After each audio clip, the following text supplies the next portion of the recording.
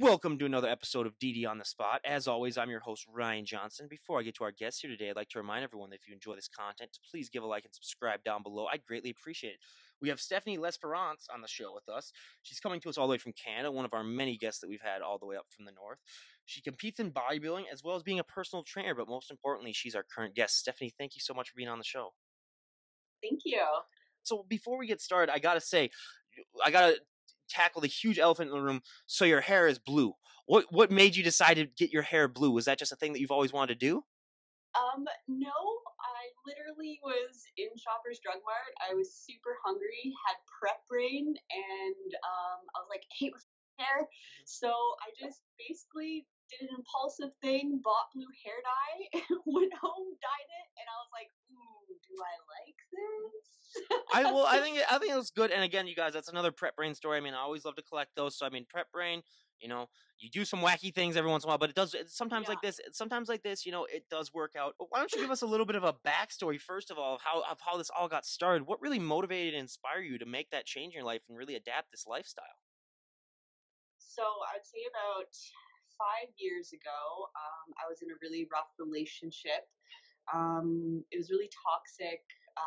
We were like heavily binge drinking all the time.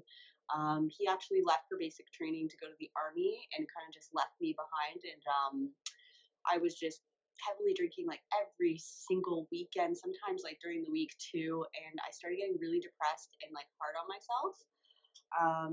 We ended up breaking up during the summer, and I kind of was just like, what is wrong with me? And then just kept drinking, kept doing all these things. And then I kind of just like had enough about feeling sorry for myself. So I was just like, hey, you know what? I used to like going to the gym. Let's try that again. So I ended up going to the gym, and then I was just like, you know what? I'm going to be his hottest ex-girlfriend he has ever had. And that was kind of like what sparked it. And I started going to the gym like every single day. I started to notice that I started getting like more changes in my body and stuff like that.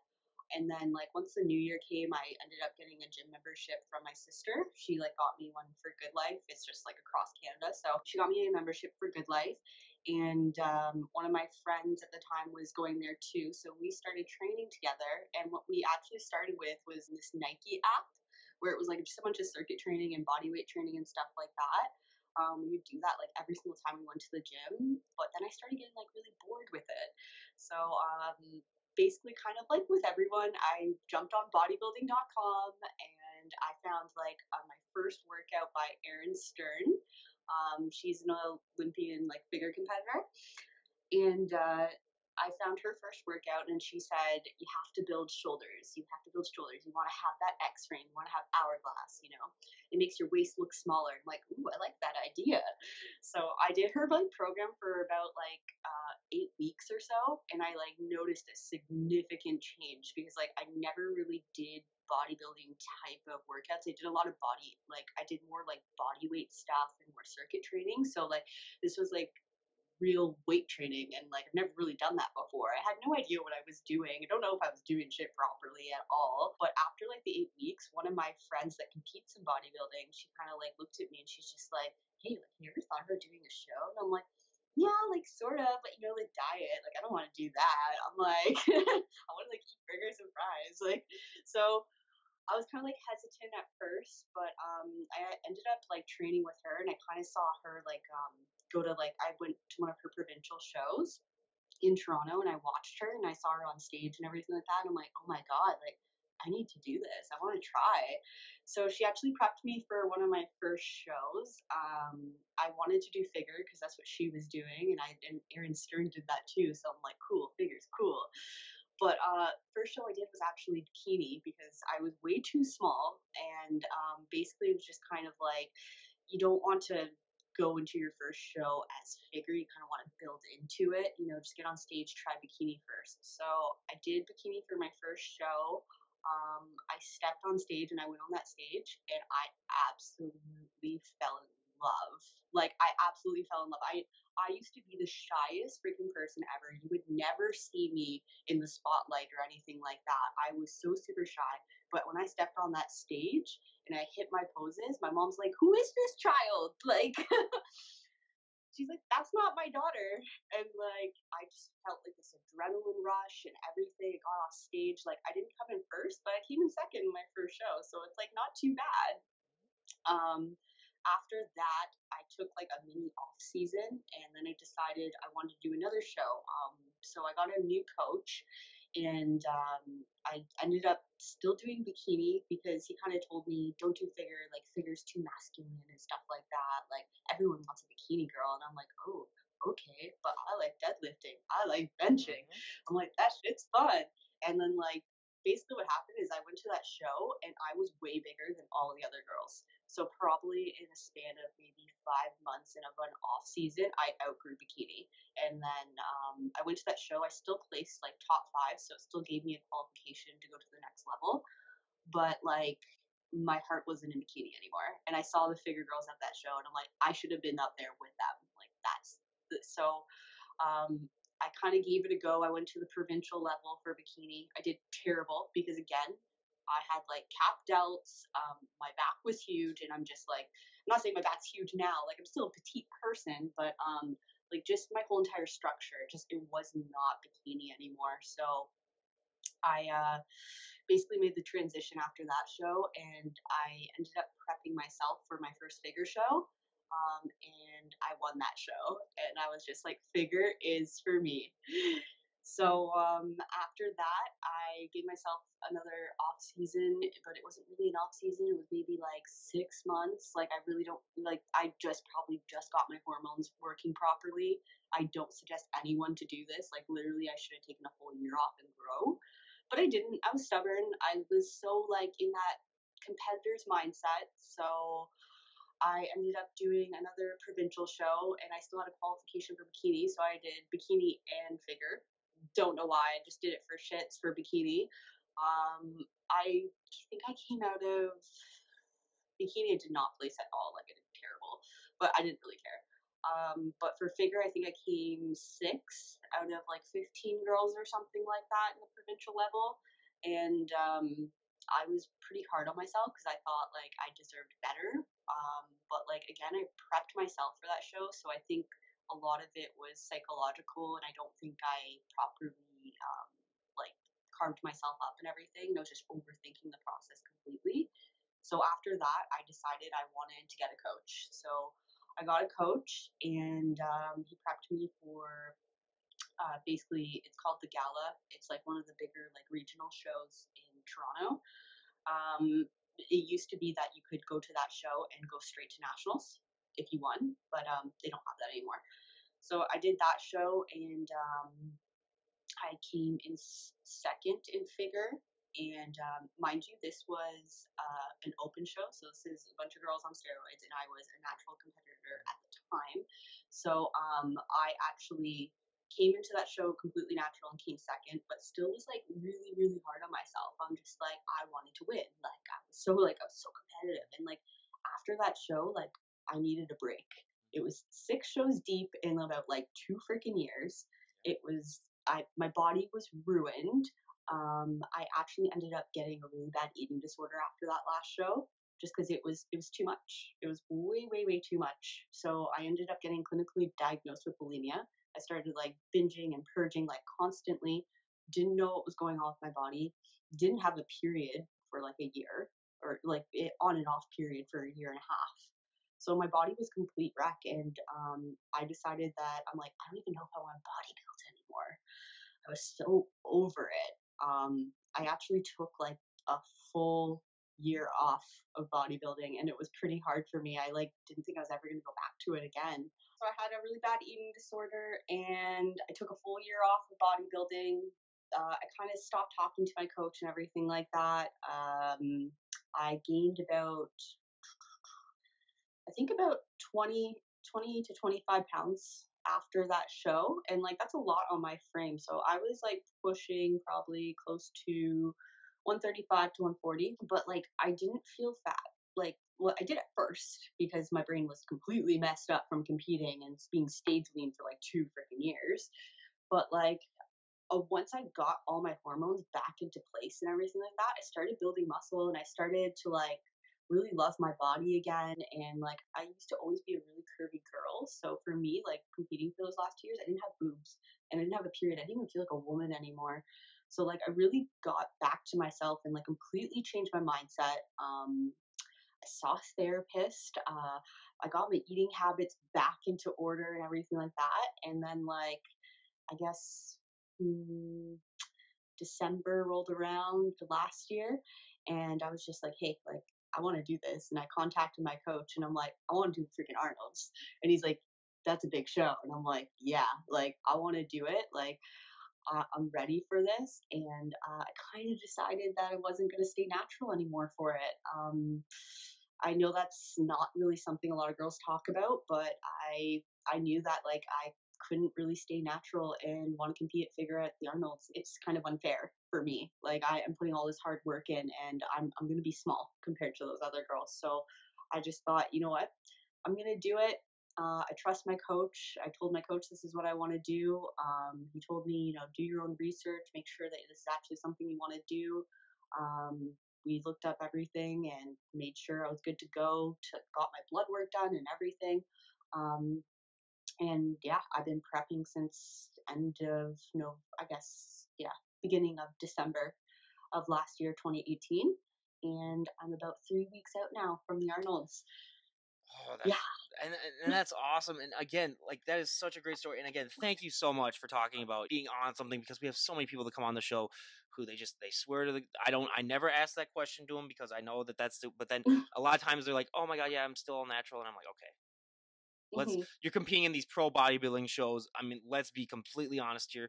But yeah, again, that is so great. But I mean, yeah, and that's such an inspiring story though, because like you said, you did mention all the things that people don't like to talk about when it comes to just, Hmm. especially for women, the changes that happen when you do bodybuilding and when you go to that extreme.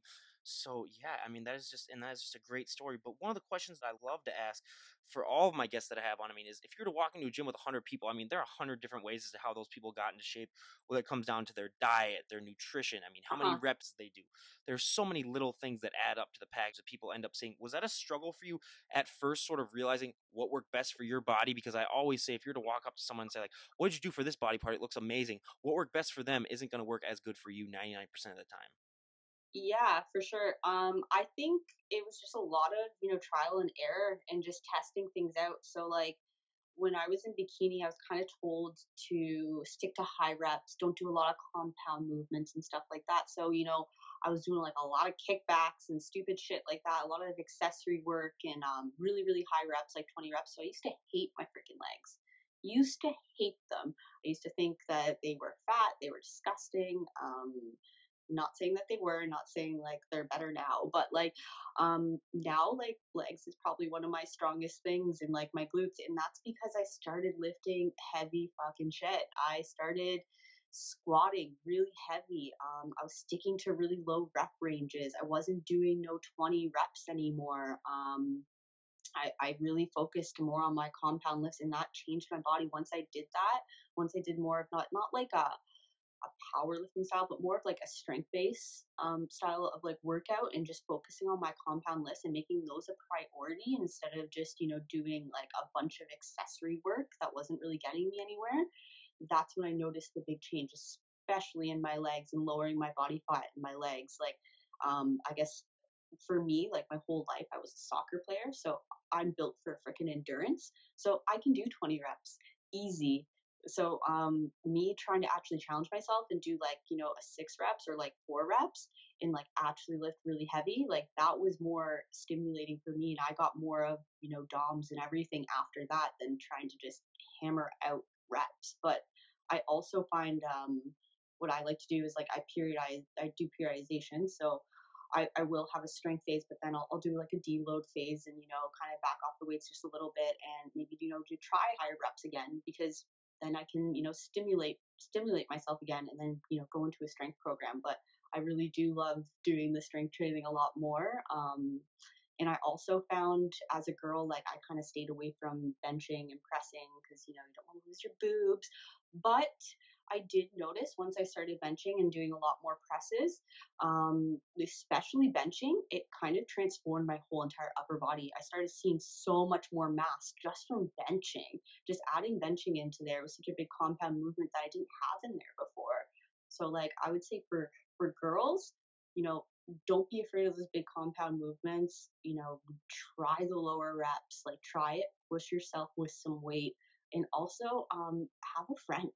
Have a friend with you, like have a partner there, because like I used to try to train all by myself and I'm like, no, I don't want anyone to screw up my workout. I was very controlling of it and everything like Mhm. that. But once I, hired a coach and had a friend there or something like that, or a spotter, my workouts completely changed. And like you kind of want to impress the person in a way. You don't mean to, but you're like, I need to do this. You're here. Like I'm gonna look stupid if I just give up. So just having a friend and periodization and strength training. Like, women, start strength training. No high reps. Like, not saying no high reps ever. Like, there's a time and place.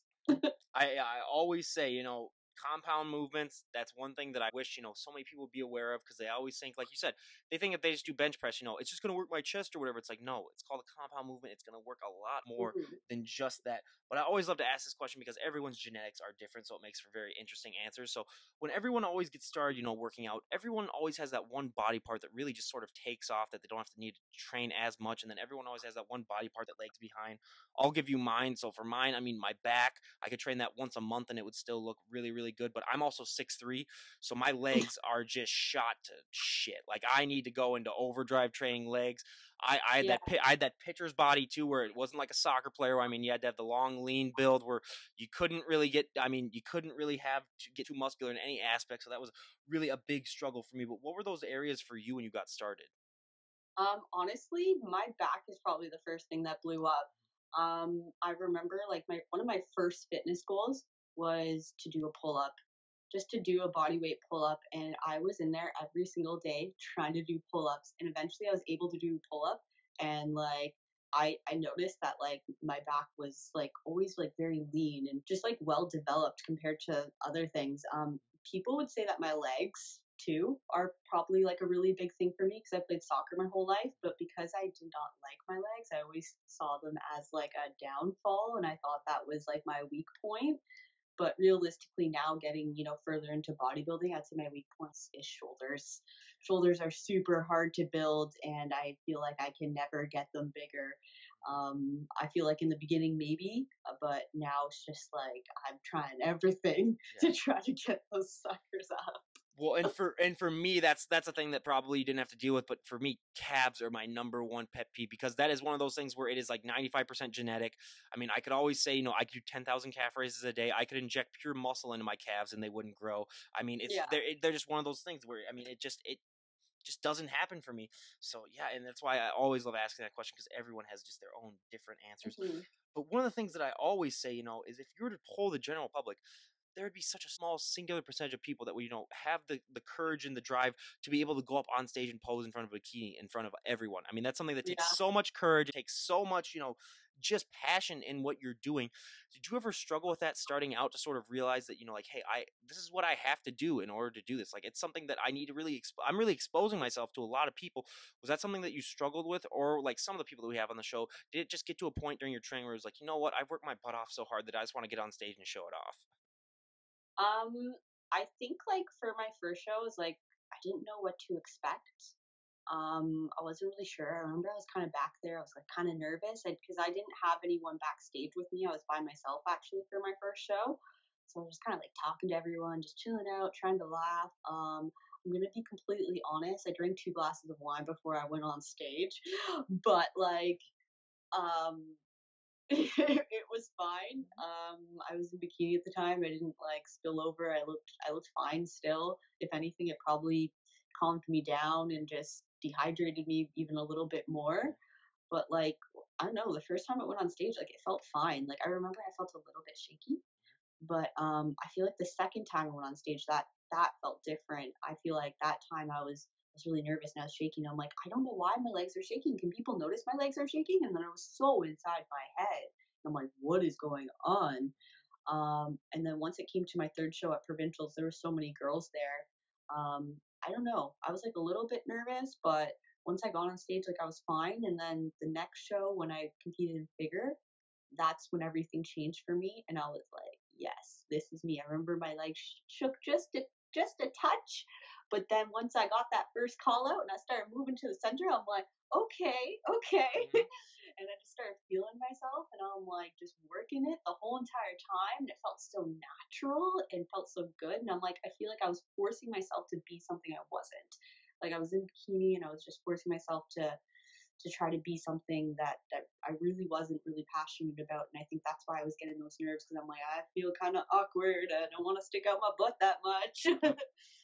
So, No, I completely get the leg shaking. I mean, I remember pitching in these big games in high school or when I was growing up and just even walking out to the mountain where I was sometimes even I was just like punching my legs where I was like, okay, stop shaking yeah, like out to the mountain. And so people thought that was just my routine, but I was like, no, my legs are just shaking like crazy. I don't want to look like I don't want to look to the other team like this guy. Oh, this guy's scared shitless. Like, let's go out there and let's kick his ass. yeah. Yeah, I completely understand that. But one of the most surprising thing, I mean, for me when I started this podcast that I would have never guessed in a million years is that for so many of these competitors, posing is the hardest thing for them. It's harder than their training. It's harder than their diet, which I mean, when you look at some of these people's diets, I was like, okay, there's no way in hell that posing is that hard for you. But that's one of those things where I really just never understood that until I really started talking to people. What has your experience been like with posing? Because I always love to make the comparison. I mean, you can be a great driver, you can never be a perfect driver. Same thing goes with posing. You can be a great poser, you can never be a perfect poser. It's always ever evolving. And plus making that change from bikini to figure, the posing is different. So what was that adjustment like for you, and how has posing been for you overall? Has it been something that has been easier for you to pick up on, or is it always just struggled with? Mm, I would say for like my first show, I had no idea what I was doing. I was winging it, and I was like, this seems good, whatever. I feel like the deeper I got into it, like the more I realized how important posing was. And then I like would screw up. Also, I had some like really questionable posing coaches where they were a little bit too touchy. So I Yep. think that was also the most awkwardest thing ever, was because like I just didn't feel comfortable in an area and I felt very exposed. So Hmm. I didn't really have a good just a good posing coach in that manner. But once I went to a woman posing coach, she was an IFBB pro. She was just so gentle. She was so nice, and like even if I screwed up, she was just like, "You're killing it," and she just like just smile, and she made me feel so confident about myself and my physique that it completely just changed my outlook. And she's just like, "You just need to do this, like just try this a little bit, you know what I mean? Give me these little tiny tips." And I was just like, "Wow, that like just transformed my legs. I never knew Hmm. my legs could look like that." I'm like, "Wow, like look at my back in this now." Like she just really like I feel like it's just all in who you learn posing from, and like how much you practice on your own as well. So like I feel like before I wouldn't really practice until, I was like maybe a couple weeks out. But like now it's just more of like an all year round thing. It's just like every week, put on the posing shoes and try to like just keep posing, because you can always be better. And that's kind of like the great thing about bodybuilding. It's never ending. There's always room for improvement, and you're never gonna be perfect. So posing for me, I would say like in the beginning I was just like, because I didn't really think it was that important. But once I got deeper into the sport, I was just like, oh shit, like I actually need to like practice this. And I kind of realized I wasn't that good as I thought until I saw one of my like my last posing coach, where she just really tweaked it and made me feel amazing. So Yeah. it just really depends on who you learn from too. Oh yeah, and I couldn't agree with you more on that. But so now, out of figure, what is your favorite pose and what is your least favorite pose? Okay, so for figure, my favorite pose is probably I guess we would call it the T pose, Hmm. where you're kind of showing a little bit of your like side glute and leg, and you're kind of like turning. And yeah, so I like that one the best because it kind of just shows you like that nice X frame. So you're like shoulders, and then you're like tiny waist, and then you're like glutes, and then you're like hamstring. Like I love that, and I just love seeing the drop in the hamstring and like the separation in the glute and everything like that. And then like some girls have really nice obliques too, and it also just emphasized that nice shoulder cap. So Hmm. that's probably my favorite pose.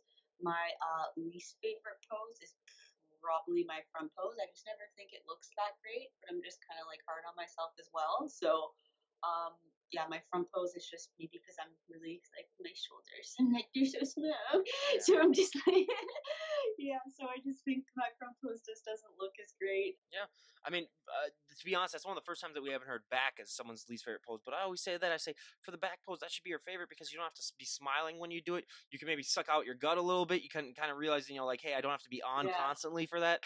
So yeah, that's definitely one of the things. But the hardest thing for so many people is making it look natural. Was that a struggle for you too, to sort of not just be like grinding your teeth to a pulp, just not trying to grunt the entire time when you're posing? Is that something that just took a lot of practice?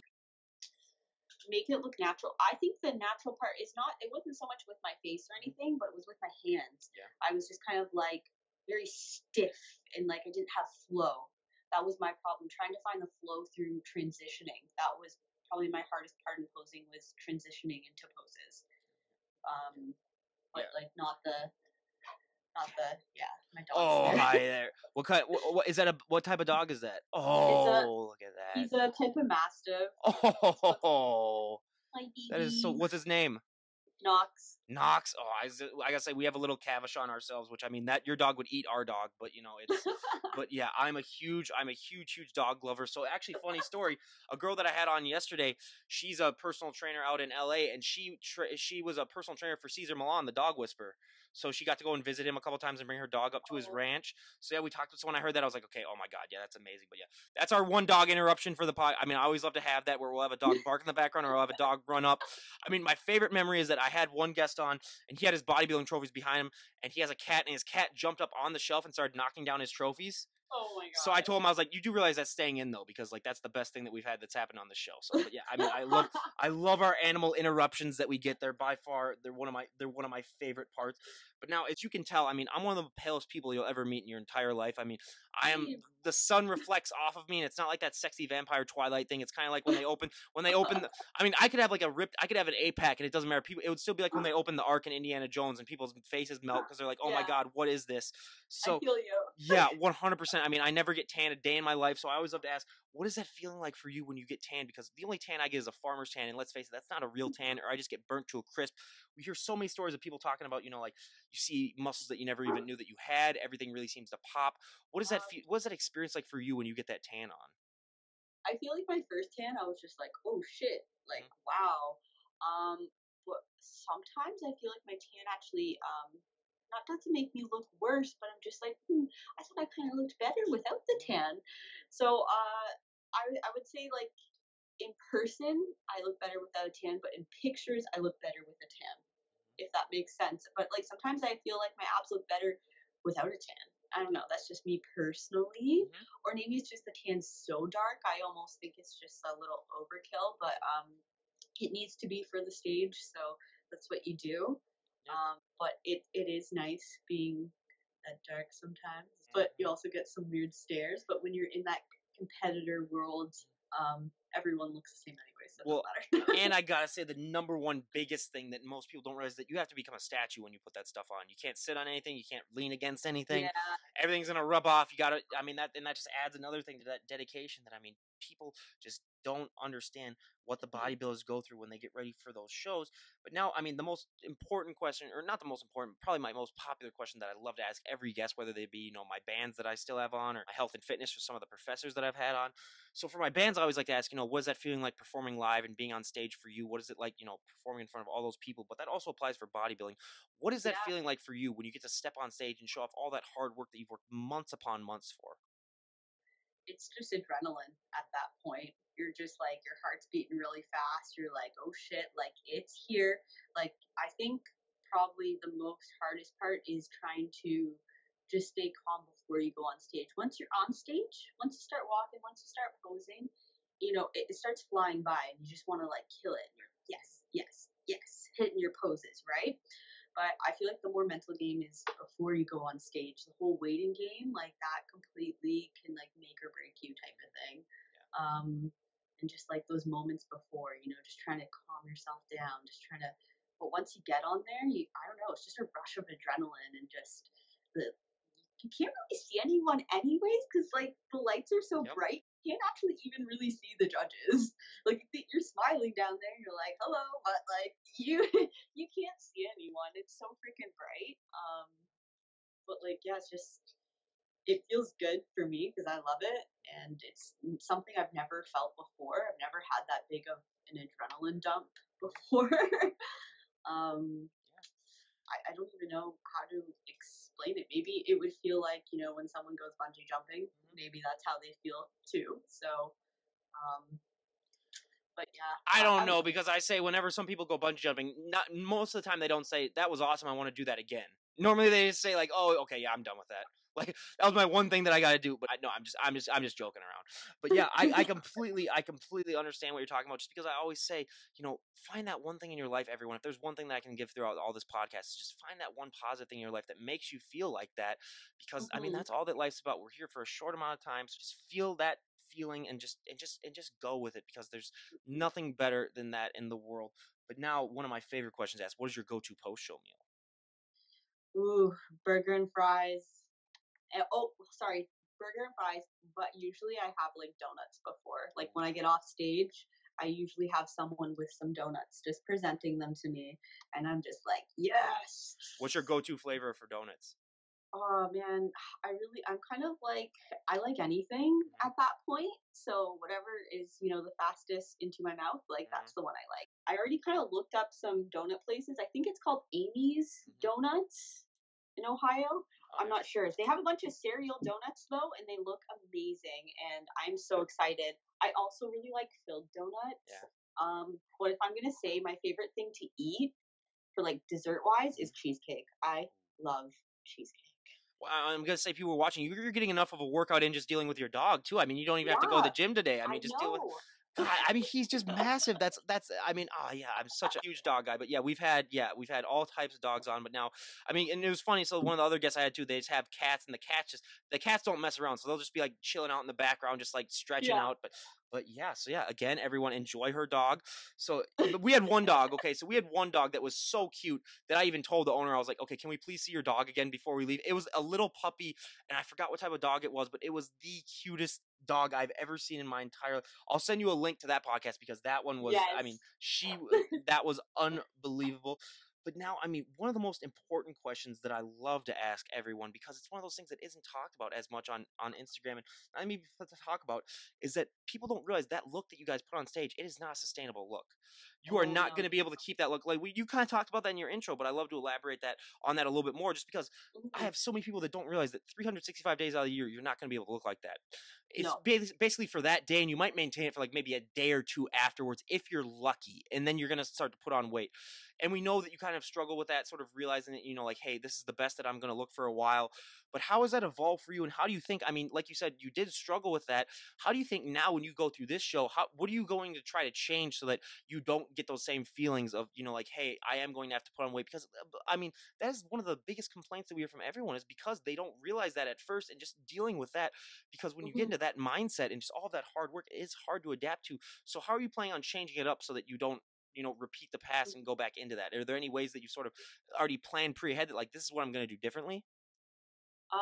Yeah, so like I kind of have things like set in place. I've kind of like, given myself a like just I still talk to someone, so like I talk to a social worker and everything like that. And like I kind of said for this prep, I'm like, I'm not gonna let my prep interfere with living my life still. So like, if there's an event or a party, I'm going to it. And like on Christmas, I'm sorry, but I cheated. I Hmm. cheated on the diet.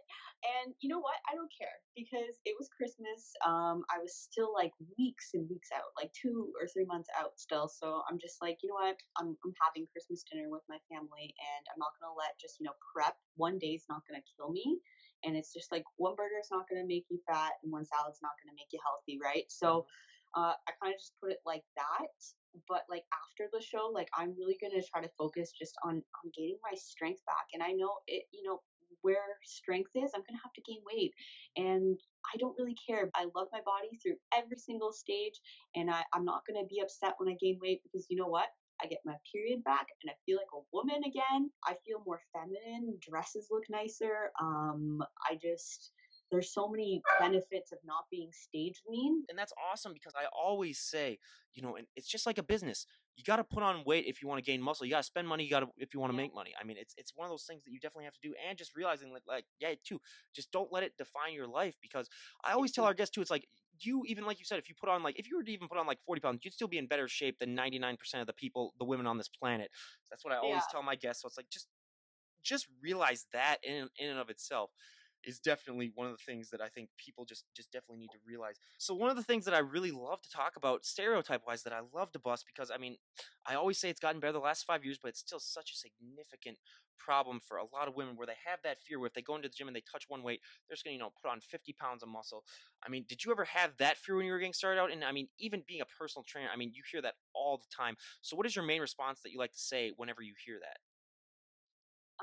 Usually I say it's really hard to gain muscle. You're already a girl, so you're already at disadvantage. You don't have as much testosterone as a man. So the likelihood of you gaining 50 pounds of muscle is not going to happen unless you're taking some sort of anabolic steroid. And even then, you probably still it won't happen for you. And the girls that look like that, they've been training for decades. So don't try to depreciate their Yeah. work. And also, you would have to take everything in the book in massive quantities, and you still wouldn't be able to gain, that amount of muscle. It is, Yeah, I mean, yeah. I always love to tell the story of when I was in college, getting bigger and stronger. One of my really good friends, she came up to me and said, like, I see the progress that you've made. I want to go to the gym with you, but I'm just afraid I'm going to get too bulky. And then I finally just told her, I said, look, the amount of weight that you carry in your purse when we go out to clubs or when we go out to get something to eat weighs more than 99% of the dumbbells in the gym, and you're not gaining an ounce of muscle from lugging that thing around 24/7. And then she's like, oh yeah, I sort of I get your point. So she went in, yeah, but like what you were talking about, the number one thing that I think really impacts women far more than it does men when it comes to working out is the confidence boost that it gives you. I mean, for guys, mhm, some guys act like they own the gym before they even step in it, and that's just guys being guys and how they act. But I mean, for women too, just the confidence, and that's one of those things that I love to talk about because it's is one of the biggest things that you can take from working out and use it in every aspect of your life. What has been yeah. your story with like that, just the confidence boost that it gives you? How have you been able to use that to help impact other areas of your life, not just working out? Um, Honestly, just like my career in itself, like just going to interviews and stuff like that, it can be a really big conversation starter. Telling people that I'm a bodybuilder, Hmm. they're so intrigued, they're so fascinated. Um, but like even like going on dates and talking to like the opposite sex, like I'm just more confident in my Hmm. skin. And I don't think it's just from weightlifting. I think it's also like just from getting older and years of experience. Yep. I feel like I've just in the last maybe 4 or 5 years, I've like completely changed my life around. I've completely changed the way I am. Like I said before, like I was a really extremely shy person.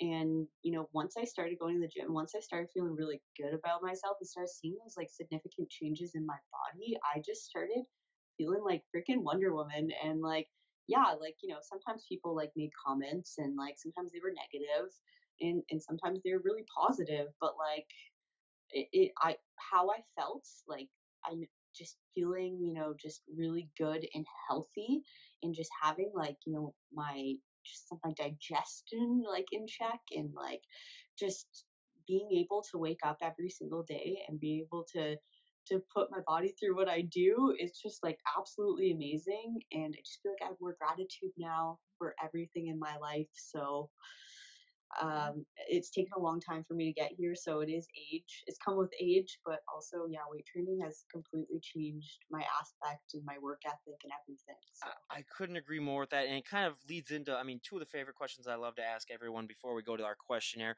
But I love asking these because I found these to be super similar to me. But for the first one, when I started working out, getting bigger and stronger in college, so many positives that went with it. But mhm. also there was a few negatives. Now, one being you're going to get asked to move a lot of people's furniture. You're going to get asked to open a lot of pickle jars. I mean, I'm still at home with my parents, so every time they come home with groceries, I basically have to lift the car into the driveway and take the groceries in. Have you found that to be a similar experience where people just take one look at you? I mean, not now. I know you're in Canada and I'm in Minnesota. We're going to be in sweater weather basically the entire and for the next Yeah. couple of months. But when you are in prep, especially, and people look at you, do you find that they sometimes assume that you can do favors like that for them? Okay, so I actually kind of a funny story before my dad before my like probably not yeah, it was maybe like a year ago or so. My dad, he had ALS, so he actually wasn't able to like really move anything. So we had to do like basically everything for him. Anyways, like he would kind of like start falling down in his chair like this, right? Just kind of sliding. And he's just like, Steph, so my dad weighed over 200 pounds. He's like, Steph, could you lift me up? And straighten me Yeah. out. And I'm like, Dad, you weigh 200 pounds. I was like staging at the time. I was like 110 pounds. I'm like, well, how are you expecting me to lift you out of this chair? And he's just like, you're strong. You can do it. And I'm like, are you serious, Dad? I tried. I think I did do it a little bit. Yeah. He's like, you moved me a bit. And Yeah. I'm like, oh my God. But Yeah. it's like that. Well, yeah. I mean, and that's one of the things that I really need to adjust to. And for me, it's kind of like a double-edged sword because I mean, being 6'3", I could have zero muscle at all, and people would still say, "Oh yeah, tall guy can do it." So yeah, it's definitely. Yeah. I mean, I cannot tell you this last summer. I mean, every other weekend it would be a different friend. Like, hey, you want to help me move furniture? We're got to the point where I said, hey, as long as I don't have to do your moving stuff before my workout because I don't want to get too sore, so I won't be able to work out. But yeah, I mean, that's definitely one of those things that I just realized. And just being asked to arm wrestle all the time too. I was like, okay, it's like why? Yeah. It's like what is the point? It's like what is that prove? And I even say it's like if you want to even like do like a strength contest, that's not even the best one. I was like, challenge me to like a military press, we can go to a gym and then we'll see who really is like the strongest person. So yeah. I mean that's one thing that I get 100%. But now my favorite question out of all the questions I will ask you, and again everyone, this is a multi-million-dollar idea out there, so anyone out there who's thinking about how to make money, definitely get onto this. But when it comes to clothes for fit women, fit guys have their own problems, but for fit women, I always love to say your clothing options can be limited. I mean, like you said, if you have big, broad shoulders, dresses aren't your best friend. Jeans are another thing that we hear of all the time where, I mean, jeans are not built for muscular men or women. And it's just such a struggle to find the right pair of clothes, and especially for the bodybuilders that have on, you basically have to have two wardrobes: your lean wardrobe and then your off-season wardrobe. But what have been some ways that you've found that really have helped you sort of compensate for the fact that your clothing options can be severely limited? Honestly, I wear a lot of spandex. I wear a lot of stretchy clothes. All my jeans are jeggings, so they're not real jeans. I have a lot of belts, to make things tighter. But yeah, I wear a lot of spandex, and plus I'm in a gym, so I'm always wearing leggings, so I'm always like super comfy and stuff like that. I do have a couple of items of clothing that probably won't fit me when I'm in full off season, but I barely wear real bras anyways. I usually wear sports bras, so I might have a couple of nice bras, so it doesn't matter if I go out and buy a bra because like I don't really wear them that often anyways. But yeah, I wear a lot of spandex, a lot of stuff that has a lot of stretch in it so that it can, transform to my bigger body and smaller body, which is nice. Yep. I mean, I work at UPS and I'm a supervisor, so I got to dress up. So yeah, I got to have those stretchy cargo pants just because it really helps fit. So yeah, I understand. I mean, I always like to tell a funny story. So I came home for a friend's wedding after my freshman year of high school or college, and I'd put on about 15 pounds of muscle, and I went down to bend over to pick something up at the wedding. And I heard a zzz. Now, luckily, it was the shirt inside the suit. It was not the suit itself, but that was the moment where I realized, hey, I might need to change my wardrobe a little bit. I think I've gained a little bit too much muscle for me to wear this. So yeah, I mean, I completely understand. But now we go to our audience favorite and my personal favorite part of the podcast, a little questionnaire where we're going to ask Stephanie here about a dozen or so health and fitness questions that we ask all of our guests, and sort of more of a getting to know her. We'll take her answers and we're going to see how they stack up to everyone else's answers that we've gotten. So for our first question, what is your go-to workout song at the moment? Oh shit. There's this one by David Guetta. I know it's like really lame, but I think it's like Say Your Name or something like that. It's like kind of like Spanish. I really like that one. I also like Weezer, Island in the Sun. I like that for cardio. It just makes me feel like happy. No, yeah, I mean, for me, I'm more of an old school where I gotta have my 80s cheese. I mean, I'm only 24, but I love my cheesy 80s songs where, I mean, yeah, I have the entire Rocky Flex Fort. of the Heart? Oh, Okay, so you might think I'm joking, but I listen to that probably at least twice a week when I'm working out. Yeah, I'll come on. Yeah, but that's one of those songs where like I don't get pumped up for working out when that song comes on, but it's just one of those where that's a good song to sort of close out the workout. Or I'll play like the final countdown for like the last set just because it's the coolest thing to do then. Because then that doesn't get you motivated. Yeah. But like I have the entire Rocky IV soundtrack on my iPod, and I listen to at least one of those songs every time. But I have a problem. So I have a gym at home, which is nice. So 75% of my workouts I work out at home. But when let's say like I'm going to a normal gym, I gotta wait for the beat to drop. So if I'm doing like a lat pull down, I might be like this for like 30 seconds, and I've had people come up to me and say like, "Hey, are you all right? Did you like pull out your back or something like that?" And I'm like, "Oh no, yeah, I'm just waiting for the beat to drop."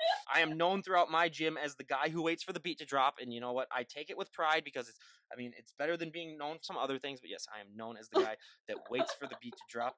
But now, out of all the celebrities on the planet, if you could work out with any celebrity, who would it be? Okay, it's kind of weird, but I really love Jim Carrey. Jim Carrey. That would be a good. I really love Jim Carrey. Yeah. So if it's just like a random ass celebrity, Jim Carrey, and I would want him to quote Ace Ventura the whole entire time. Yes, yeah. Ace Ventura is good, but I'm also a huge Dumb and Dumber fan. That might be one of my favorite movies. Yeah, so just having him come on, yeah, that would be incredible. If we're talking about Canadians, though, I gotta say, I have to mention this every time I have a Canadian on. So one of my favorite music artists of all time is Bryan Adams. I've seen him in concert twice. So every time I mention that to Canadians, they always, get a little smile on because it's one of the most popular Canadian artists. But for me, for a celebrity, I'd just go with Arnold, just because first of all it's Arnold, and secondly, I'd love to hear him yell at me like in his Austrian accent. Because he has one of those funny accents. Bodybuilders. Okay. Oh no, it doesn't matter. No, for like celebrities, because I was gonna say we get like celebrities. Dwayne the Rock Johnson is by far our most popular. No, believe me, I appreciate you answering like your most celebrity because we do normally get like the bodybuilders though, but like Dwayne the Rock Johnson, that's 90% of the answer. So yeah, we did get something different. But now, out of all the celebrities on the planet, if you could train any celebrity, who would it be? Ooh, if I could train any celebrity, I think I'd want to train like Kim Kardashian just because I'd want to make her cry. That too. That is one of our more popular answers, and I say more power to you. And have it be filmed and have it put on a show because all these, my number one pet peeve are these stupid celebrities. Then I'd be rich too. Well, that too. But all these stupid celebrities that post these workouts were like, oh my god, getting ready for the movie role, and they're curling like 2-pound dumbbells, and it's like, then you see them like a month later, and they're like super leaned out, and it's like, first of all, that's not how you got into that shape. Let's be completely honest with what you did. You dieted severely. You might have taken some things that we don't know of because let's be honest, these celebrities actually do take a lot of stuff that they don't talk about. Like Ben Affleck, you don't put on 30 pounds of muscle in 3 months without, doing something very, very extreme. So yeah, I hate those people that are just like, yeah, doing it because it gives the wrong perception to the public where they think like, oh, if I just curl 2-pound dumbbells, I can look like, so and so look for that movie. So yeah, that is definitely one of my biggest pet peeves. But now, what is one item that you always need to have in your fridge? Yogurt. When I'm not prepping, I love yogurt. What about when you're prepping? When I'm prepping, well, I have to always have egg whites, so. I was going to say that egg whites is our second most popular answer behind chicken, but yogurt, that is actually another answer that we love to have, or that we've had quite a bit on the show. Now, the most surprising answer for me has been mustard. I would have never guessed that in a million years, but it's because some of these bodybuilders, because mustard has 0 calories, 0 fat, they just douse it on whatever they have. But I always say, you might want to reevaluate things if you have to do that. Like, you might want to say, like, where have I gone in my life where I have to put mustard on everything that I eat? But yeah, I've always been team ketchup, so if they made a ketchup like that, I would actually be all on board for that. But yeah, so mustard is definitely one of the things that I think would be most shocking. But now, out of all the people that follow you on Instagram, what would you think would be the most surprising thing that they'd know about you, or that they'd learn about you, I should say, if they met you in person? How short I am. How tall are you? I'm 5'3", so a lot of people think that in my pictures that I'm like way taller. So I always get the question of when I'm about to go on a date or something like that, like, oh, like how tall are you? And I'm like, oh, I'm like 5'3", and they're like, oh, you're so short. And then they meet me in person, and they're like, oh, you're really short. And I'm like, yeah, I wasn't lying. Well, and believe me, actually, you're one of the taller-ish girls that we've had on the show, because normally we get like where they're like, oh, I'm 4'11" or I'm 5 feet tall, and I'm like, holy crap. Where it's like for me, it would be the exact opposite, because they'd be like, oh crap, you're tall when they meet me. So yeah, that's why I always say, like, sometimes when these people are like saying like they might get like intimidated by like women who work out, it's like, first of all, walk up to them in person, and for me at least, it's like I could pet most of these people on the head because I'm like a foot taller than them. So it's like, what is there to be afraid of? What is there to be like nervous? It's like, do you realize how short these people are and how lean they are? I mean, it's not like people always get this perception that you are going to end up looking like The Rock, where you're going to be like 6'4" and just burst into a room weighing like 280 pounds, where it's like, no, that never happens. And if it does happen, I want to know what they did to look like that because I will get on that program as well. But yeah, so I mean, that's one of the things. And again, yeah, that's probably one of the biggest things that we get for an answer like that. But yeah, that would definitely be super surprising. But now, if you had the all-knowing power to do so, what would be one thing that you'd want to see change about the sport of bodybuilding if you had the all-knowing power to change anything? I wish there was more of like a scoring system, just so you like kind of have an idea of like I think there is a scoring system, but I wish it was more like kind of calculated, like you know what you're getting scored on, and like you could kind of see that online. Usually they just give you like, oh, you got this many points, but it's just like how do those points add up? Like where are they coming from? Like I don't understand. So like I think because it is a judge sport and it's very biased, it'd be nice to see more of like a scoring system, kind of like what they do with gymnastics or like figure skating or something like that, where they have more of a scoring system. So even though it's a judge sport, there is criteria that you need to meet. So it kind of put you in a direction of like, this is what I actually need. I need to know what I need to improve on. Like you can always get judges' feedback, but you know, if that judge isn't like bronze that day, like you can't really change your face. Then you make your hair blue. Yes, exactly. Yeah. See, believe it or not, we had a podcast that I just posted a couple days ago where the woman had her hair blue, and I was like, "Hey, that's gonna make you stand out." So I mean, that's really I mean, I guess it's a great way to do it. But now we go to the fun part of the podcast. So, what was the last TV show that you binge watched? So on Netflix, I just watched Russian Doll. Is It's a new show. that the one where the girl tries to make her? Season. Is that the one where the girl like gets all these surgeries and tries to make herself look like a Barbie doll? No. Oh. So it's actually like basically this girl keeps dying. Oh. Yeah, she keeps dying, and she's like trying to figure out why she died, or she no. So she keeps just dying and then reliving the same night over and over and over again. She's trying to figure out like why this is happening and like what she needs to do to figure out how to stop this like thing like from just keep dying. So it's like Happy Death Day, kind of that movie, if you've ever seen that. No, I haven't. I would recommend seeing that. It's like Groundhog Day meets a horror movie where this girl's she's in a sorority and she keeps dying every night, and then she keeps trying to find the killer, but it's kind of like a comedy too. And then there's a lot of movies that have that premise, but I love those movies too, so I'll definitely have to check that out because I love those. But now, what is your favorite TV show of all time? So I kind of have like two.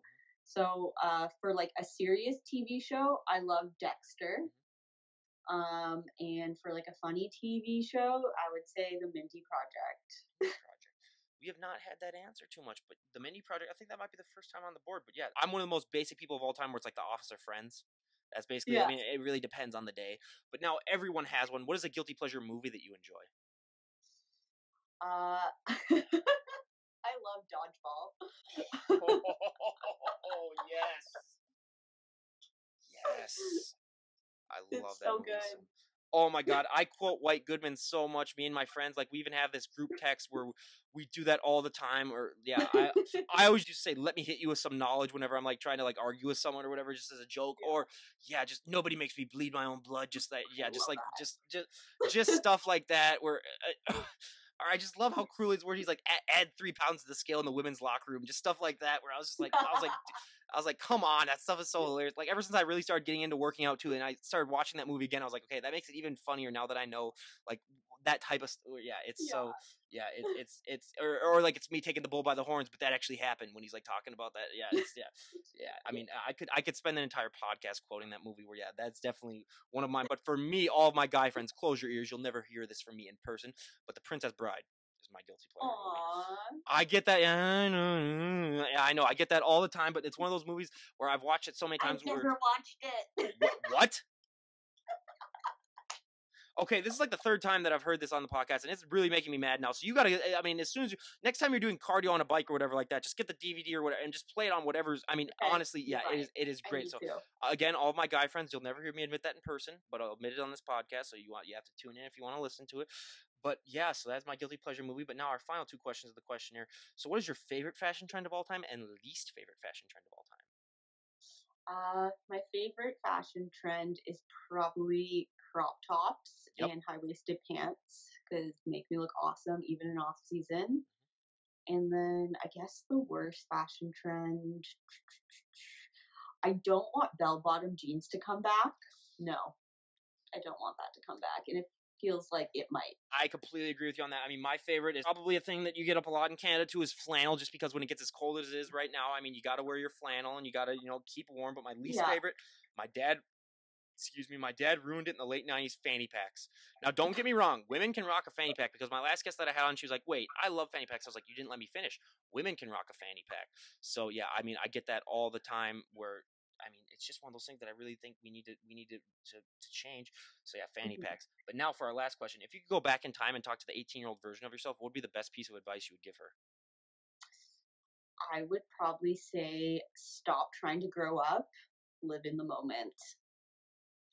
That would be similar to what I mean. Me too. Is that like you're not going to stop trying to be such a people pleaser? Like let go of the people that Hmm. don't want to be in your life. That was one thing that I had trouble with. So yeah, I mean, I say that too. I mean, it's like when you're that young, live in the moment. I mean, you're gonna have your entire rest of your life to be old. Yeah, It's like just do stupid exactly. stuff. I mean, now don't go like vandalizing and no, I mean don't go like like doing really bad stuff. But I mean, just have some fun. Just let loose a little bit. So Yeah. yeah, I mean, I couldn't agree. And plus, in Canada, where you guys got the lucky drinking age, where you don't have to wait till you're 21, it's like, come on, it's ridiculous. Yeah, it's I BS. also probably would say, you should dump that guy. See, that's why I never. That's why I don't date guys because I hear all these stories on here that I'm just like, yeah, So that's why I chose. That's why I chose women early on because I hear all these stories Yeah. about bad guys where I'm just like, that wouldn't really work out for me. But now we're done with the questionnaire, so I love to ask these two final questions before we wrap things up.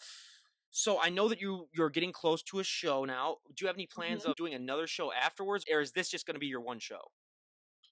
So this is gonna be my one show, just because I'm actually in school right now for holistic nutrition. So I'm gonna be missing a couple days of school for that, and I really want to focus on my education. So I don't want to miss too much if I continue doing bodybuilding shows. So I kind of said, you know what, I'm gonna do this show. If I see the only way I would do another show is if I win. So if I become a pro after this, you bet your ass I'm going to the Toronto Pro Show. Yeah. But if I don't do well, that's I have to build.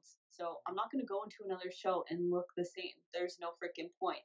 So if I do really bad at this show, like that means there's some shit I got to do. I have to really build, and I have to take a proper off season. And it might be a year, it might be 2 years the next time I step on stage if I don't do well. But if I do and I win that pro card, I'm going to the Toronto Pro Show. Yeah, and if you go and follow on Instagram, I'll leave her link down below, and you see some of her photos. Yeah, we think she's gonna win, and I mean, honestly, we can't wish you nothing but the best. And I say, go give her a follow anyway, because just looking at some of her photos, you're gonna be like, damn, I gotta get off the couch and stop eating those Twinkies and go to the gym. But now for a final, No, eat the Twinkies for me. well, that too. Well, that too. Yeah, I guess. I mean, if you get enough cardio and you can down a couple of Twinkies. But now for our final question, is there anyone that you'd like to give a shout out to? Ooh, I'll give a shout out to my boyfriend Paul. He's just been with me the whole entire Mm-hmm. time. We kind of like started dating back in October, and basically he's been dating me since I've been prepping. So he's kind of had to deal with my prep RAM and me being irritable. And bless his heart, he's so nice and he's been really good to me. So I'm Paul, really how happy. desperate are you that you're willing to start a relationship with a girl who's on prep? It's like, good God, buddy. No, I'm just joking, Paul. You are a saint for dealing with people because we've heard so many stories with the boyfriends who come on and talk about their girlfriends on prep and just how much of a struggle that can be. And the girlfriends talk about their boyfriends on prep. Yeah, prep is not a place where you're going to have really balanced people, at least mental wise, because we've heard so many stories, and I've had prep moments myself where I was dieted down, where I didn't compete or anything like that, but I just forget where car keys are, I forget where stuff is, you can just be very forgetful. So yeah, we hear that all the time. But again, you guys, go and give Stefanie a follow. I'll leave a link to all of her stuff down below, and we cannot thank you enough for coming on the show and sharing your journey with us. I mean, we wish you nothing but the best in all that you do. And again, give her a follow. All of her links down below. I highly recommend it. And this is Ryan Johnson, DD on the spot, signing out. Have a great day, everyone. All right.